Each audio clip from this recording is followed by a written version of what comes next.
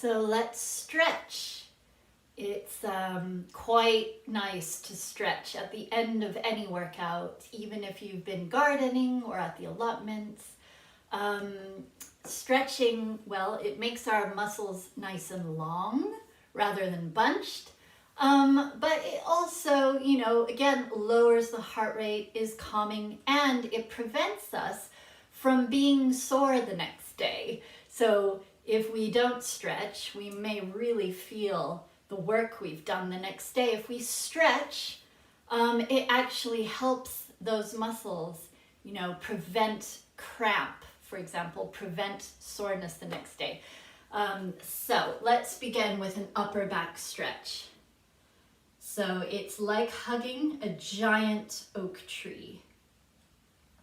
Now I like to lower my head with this because it gives you an optional neck stretch. I'm just going to show you from the side. Perhaps you can see this part of my back is really pulling apart in the stretch.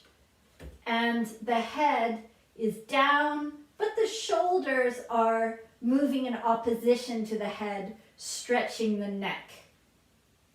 So actually there's a lot going on with this stretch. But often that image of hugging a tree gets us there. Okay, now you may have noticed that's quite a slouchy stretch. So we want to open back up, help our posture out by doing the counter stretch, which is the open chest stretch. This is a lovely stretch. You may find you can breathe easier in this stretch because it opens the lungs. So take advantage of that. Have a nice breath in. And you may want to basket the hands to increase the stretch on the shoulders. Now that's just an option. If it's very hard to basket the hands and it crunches you in, don't do it. Keep the hands open. Great. Let's now do a side stretch. So it's making one arm heavy and it's stretching the side. That may be enough. If you have the shoulder flexibility, consider bringing that arm up. And breathing. And then let's make that other arm heavy. Bringing that other arm up. Feeling that nice stretch. Remember, the arm is optional. You don't need it to feel that stretch on the side.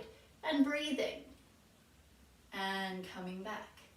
Now let's stretch out those legs against the wall. So the front knee is bent and the back leg is straight, and just going until you feel that nice stretch down the back of your calf and ankle. It may be here, it may be here. It just depends how flexible you are today.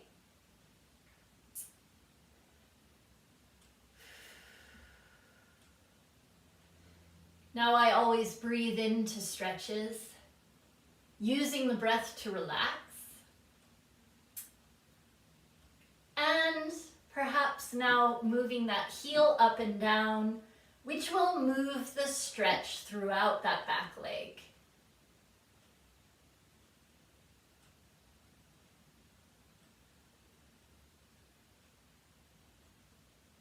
Holding it a bit more at the end. Longer stretches tend to be better because the muscle gets a chance to relax. Okay, stepping towards the wall, and let's do the other leg. So first holding it down, breathing into that back leg.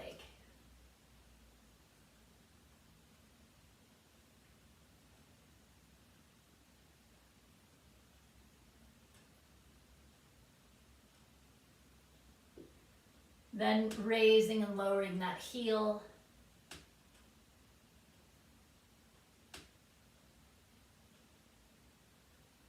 If you've got any shoulder pain, you can do it with one arm.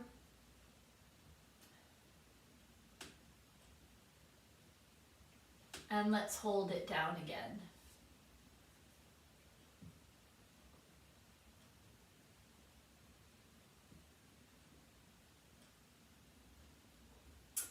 stepping towards the wall. And now we have a lovely back stretch. I've learned it as half Uttanasana in my yoga practice.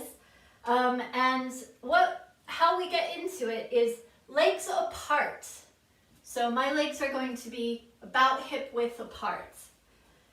And then we just push the bum to the back, hands on the wall, and then straighten that back. Now you may come to here, and that's fantastic. As long as you feel that nice opening down the back, it should feel nice and open and stretched. Now if you can, the full pose is really 90 degrees, but I've been doing this for many years, so don't worry if you're not quite at 90 degrees yet. It will come with time. Ideally, do not turn your head like I'm doing. That's actually not great for the neck. So keep the head looking at the ground. And really, I enjoy this stretch, trying to find the enjoyment in that opening of the back. Some people like to have hands on a windowsill or a kitchen counter. To come up, always walk towards the wall. Okay, great. That's our stretch sequence for today.